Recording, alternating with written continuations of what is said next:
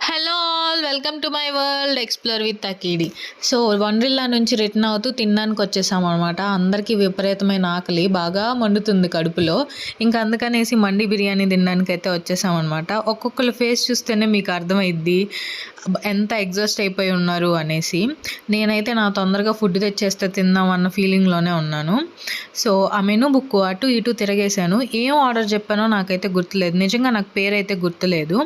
So ఆ బిర్యానీ వచ్చేసే లోపల అయితే నేను ఆ కీరా ముక్కలు తిన్నాను, కాసేపు మయోనీసు, కాసేపు ఆ రెడ్ చట్నీ అన్నీ నాకేస్తూ కూర్చున్నా అనమాట. సో ఆ బిర్యానీ రైస్ అయితే యావరేజ్ ఉండింది, అంటే కొంచెం గట్టిగానే ఉంది, మరీ అంత మెత్తగా అయితే ఉడకలేదు.